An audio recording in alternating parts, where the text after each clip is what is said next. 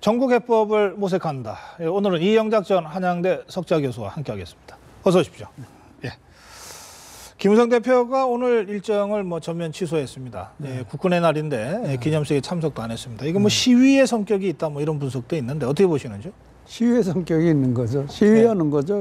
이런 일이란 게 우리나라에서 김무성 대표가 처음 오는 게 아니지 않습니까? 그 YS도 노태우 대통령 당시에 거제도 내려가서 당무 거부한 적도 있었고, DJ는 또 지방선거 지방자치제 때문에 단식 투쟁한 적도 있었고, 거기다가 박근혜 대통령도 한나라당 당시에 그 이회창 총재한테 항의하면서 탈당도 하고 이런 일들이 우리나라에 늘 우리 정치에 늘 보는 거니까 하나 또 새로워 보이지는 않습니다. 더군다나 또 김무성 대표는 YS한테 정치를 배운 분이니까. 그래요. 예.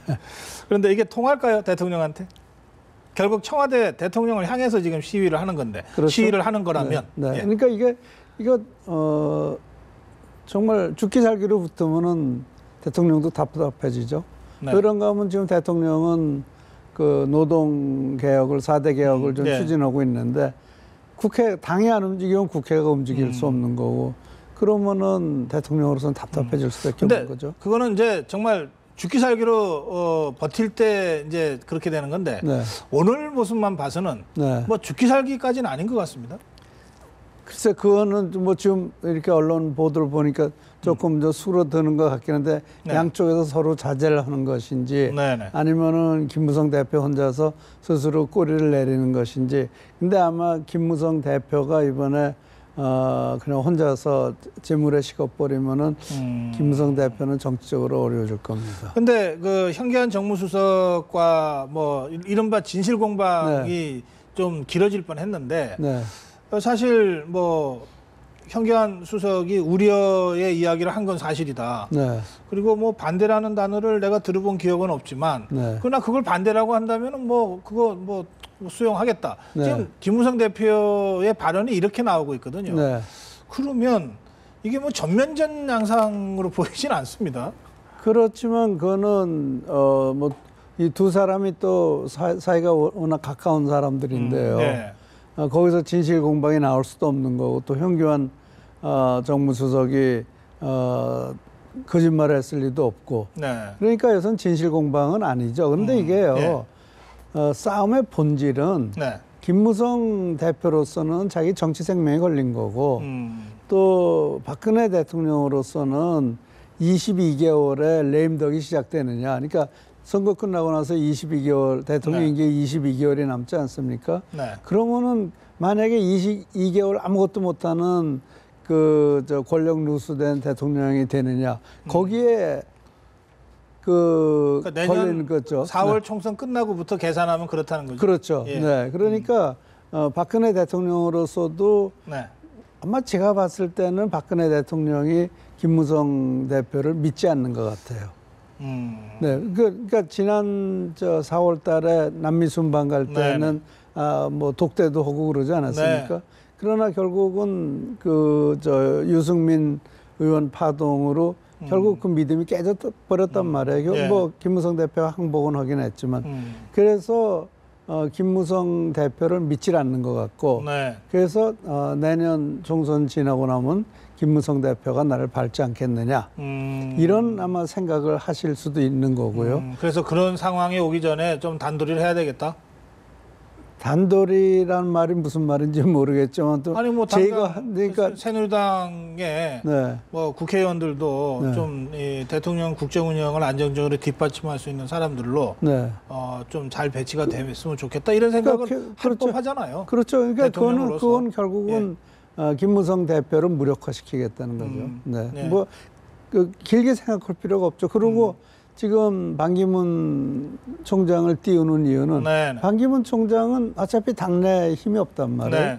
그렇게 되면은 박근혜 대통령이나 친박에 전적으로 매달려야 되는 게 된단 말이에요. 예. 그러면은 뭐 대통령의 레임덕이라는 건 거의 없어지는 거죠. 반기문 총장을 띄우고 있다고 보십니까? 당연하죠. 나흘 동안에 7번 만났고 중국 가서 만났고 그 이상 더 어떻게 합니까? 그리고 서로 막 칭찬하지 않습니까? 네. 그러니까 서로 기브앤테이크 있는 거겠죠. 네. 반기문 총장 띄우기에 대통령이 직접 나섰다 이렇게 네. 해석하시니까 네. 띄워는 좀 졌습니까 그러면? 얼마 전에 여론조사 보니까 띄워져 있던데요. 1등 예. 했잖아요. 예. 네. 아니 그거야 뭐 사실은 1년 전, 2년 전에 조사에도 아니 1년 전, 2년 전이전 최근에는 처음이죠. 얼마 전에 예. 전문가 조사에서 매경에선 조사 보니까 여권에서 김무성 대표가 54%, 그 다음에 반기문 총장이 10몇 % 그랬었단 말이에요. 예. 그 매경 조사에 의하면요. 그러니까 그때와는 정말 하늘과 땅이죠. 불과 얼마 사이에요. 예. 네. 그러니까 대통령이 띄우니까 결국은 그러니까 대통령 지지자들이 네. 반기문 총장한테 몰리는 거겠죠. 그러면 교수님 분석대로라면 네. 박근혜 대통령이 총선을 거치면서 임기 후반기에 안정적 국정 운영까지를 염두에 두고 네.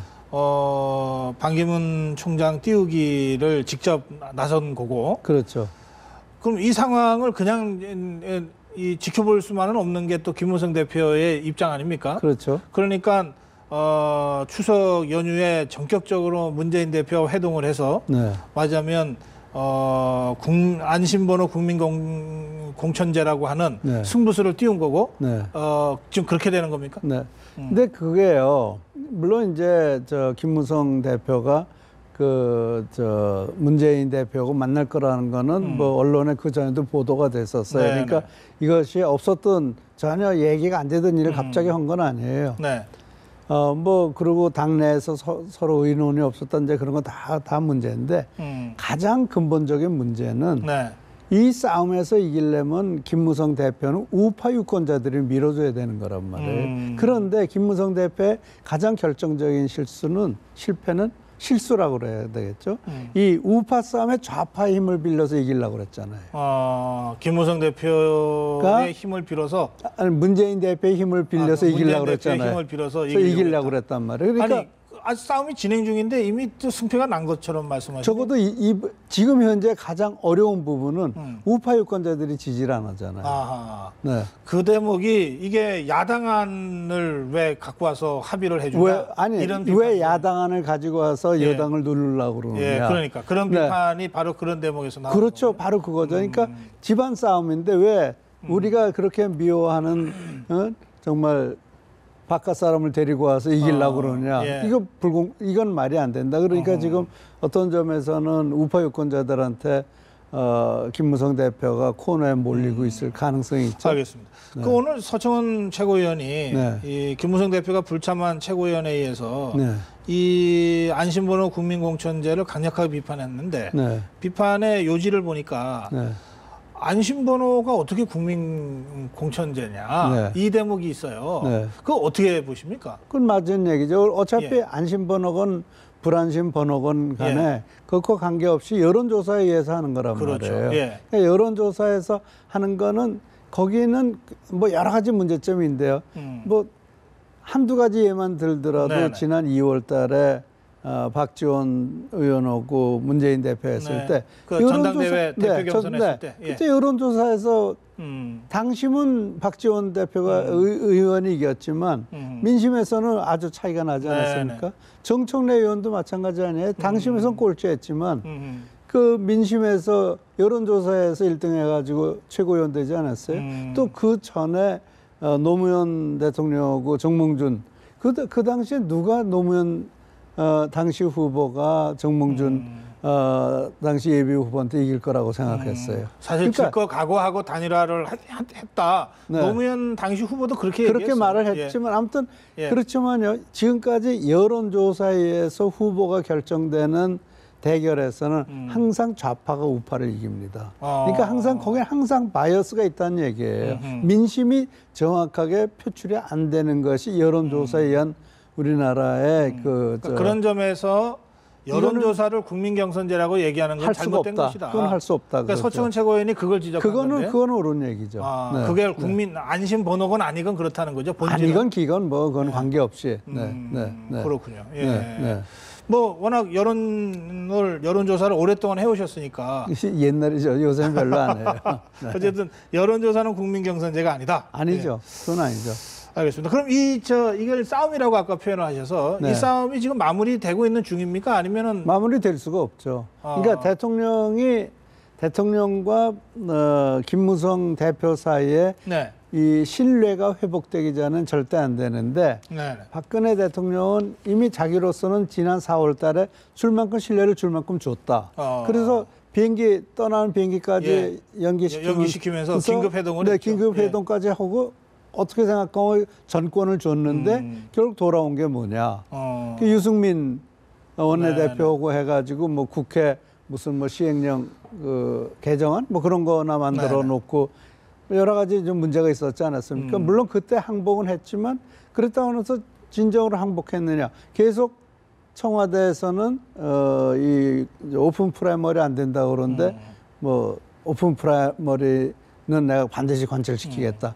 그러니까 대통령으로서 이건 나하고는 이제 너무 갈라쓴 거다 이렇게 보기 시작을 했기 때문에 미국 가기 전에 7번 만난다고 발표를 했고요.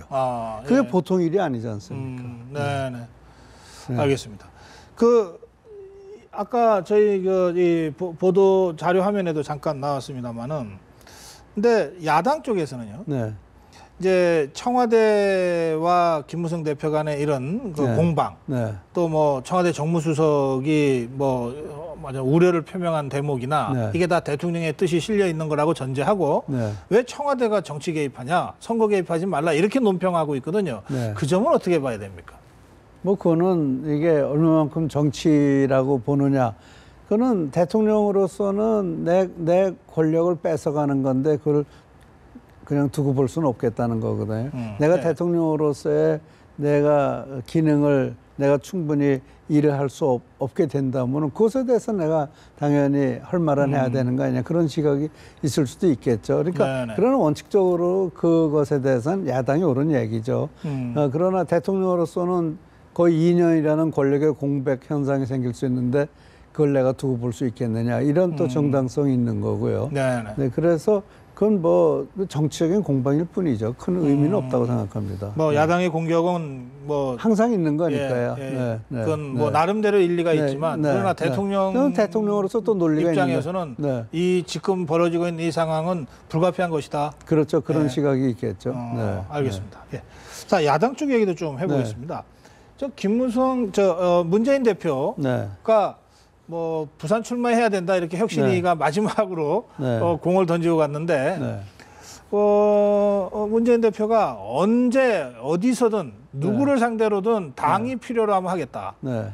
이게 얘기는 마치 부산 영도구에서 김무성 대표와 한번 대전을 벌여볼 수도 있다 이런 뜻으로도 해석이 되고 그렇죠.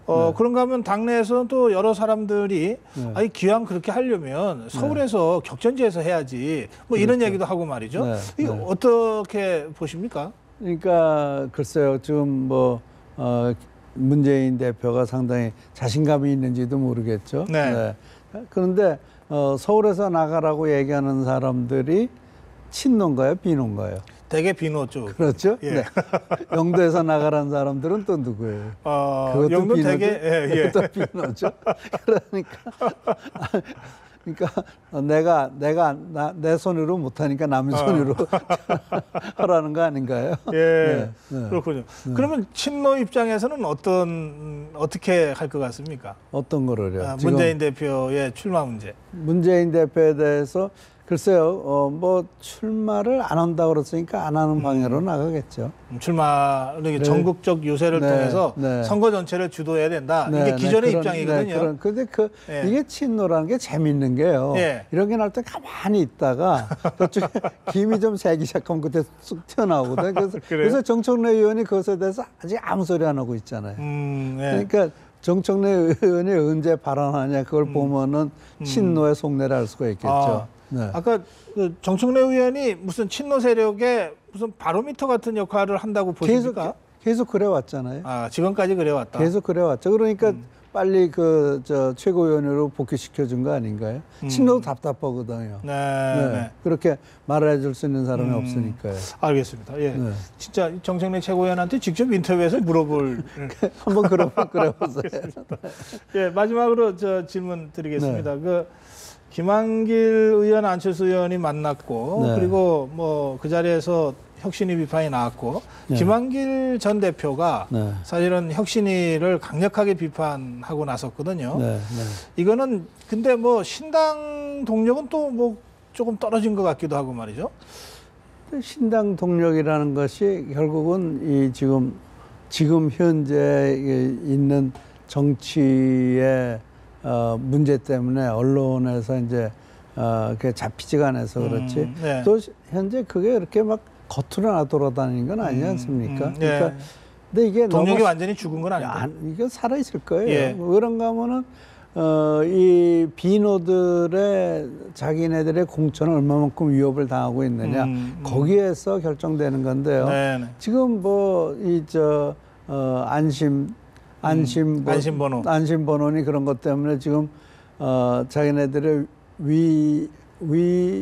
위험 시그널, 데인저 시그널을 보지 못하고 있는 거거든요. 아하, 그러니까 조금 더 데인저 시그널이 좀 더 노골적이 되면 그때부터 더 바빠지겠죠.